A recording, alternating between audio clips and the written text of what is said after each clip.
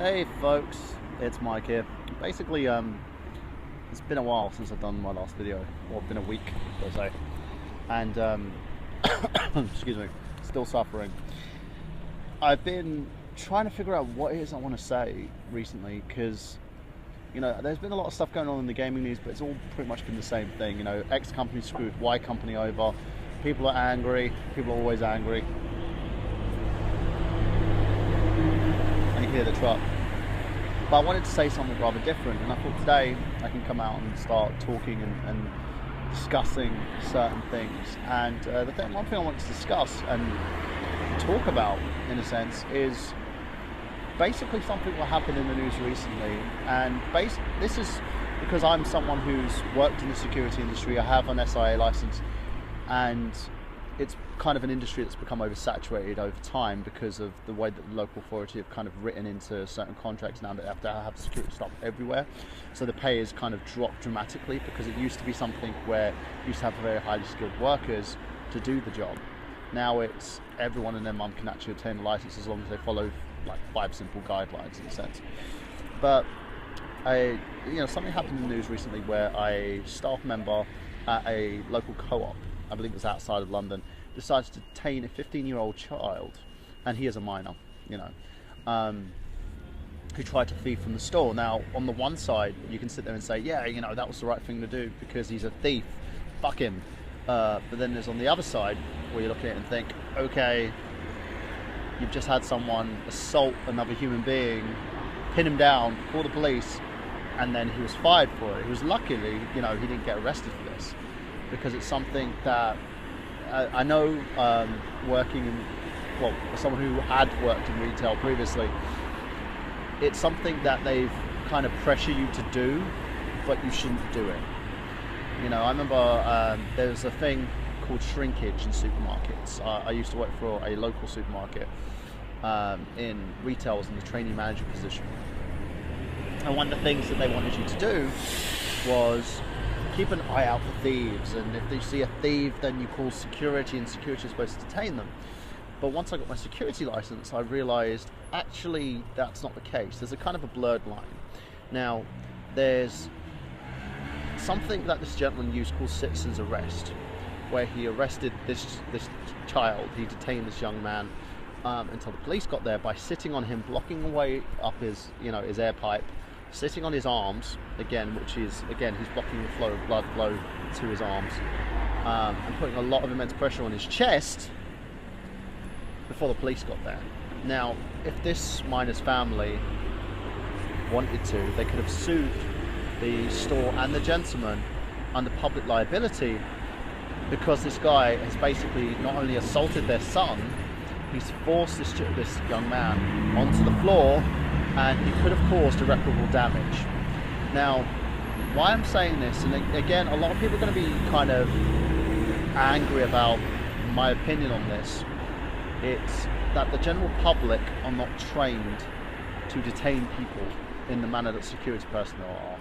There's a case of a lot of have-a-go heroes who get themselves injured and get to the point where they will go to court and get sued by the perpetrators, by these people who have basically stolen stuff or tried to kill someone because they've done something that they weren't supposed to do. The law favors everybody, but the problem is the smartest people who use the law are usually the ones who are breaking it in the first place. It's a fact. That's why you've got so many people holding money overseas, but yet telling you to pay your taxes. So we're going on from that. Being a security officer, you are trained in certain ways. Now, you're trained in a way to kind of stop using excessive force and to kind of negotiate your way out of the situation first. So you'll talk to someone, use your customer service skills to kind of get the situation resolved before it gets to the point where it's physical. Then secondly, what happens is there's a physical situation that happens. If someone touches me, that's assault. So as soon as they put their hands on me, I can put my hands on them. But then again, there's only certain things that I can do to kind of lock them in, bring them down into a comfortable position so that I can detain them in a right manner, in an appropriate manner. Now, I've talked to a lot of different security individuals, and this is where the training comes in. There's certain individuals who use excessive force because they justify it as everyone has knives and guns and blah blah blah blah blah. You can't justify it. You can't justify it. If you hurt someone, it's your badge, it's your life, it's your livelihood. Everything's gone. You know, the SIA will not tolerate it. Even if you get away from prosecution, the SIA will take away your badge. 2, if you're not trained in security and you're doing that, you will lose your job, but you can get prosecuted and you can get sued as well, because once this person goes to jail, they have an access to a litany of things. You know, they have an access to lawyers, they have access to food, they have access to appropriate care in prison because of the fact that they get given these things under public, you know, purse. So by doing what you're doing, by basically tackling these individuals and in any way, case in point, assaulting them, you have just basically waived any rights. You're risking yourself financially, you're risking yourself physically, and you're risking yourself mentally, to the point that this could take a toll on you stress-wise, because this person is using every bit of the law to bring you down. And that's where I think the kind of legal grey area is here. This guy got his job back, thankfully, but in the end, he's going to cover under scrutiny for this. And my suggestion is that we have, if they're going to do this, then they're going to need to bring security staff in, like a trainer or something, to train these staff how to basically bring down these thieves. That's my opinion. I think that's what they should do, to show the staff how they can detain people, and also how they can basically better handle the situation in order to resolve the issues. Or, you know, that's me. That's number 1. Number 2, have better security staff on staff who can handle the situation, so that the store managers have a checklist of how they can deal with this, because it's become a severe issue now where if you're letting your staff, who are not being paid to do this by any man, you know, by any manner, mind you, and the store manager will sit there and go, I never told them to do that, even though they did. They implied it in some way or another, because I've been in that position. Because in the end, it causes a whole load of issues, and you can better train people. If people are better trained into problem solving and resolving those situations the appropriate way, using the appropriate force, then this shouldn't be an issue. But that's just me. What's your opinion on this? You know, I'll leave the article at the bottom there in the description.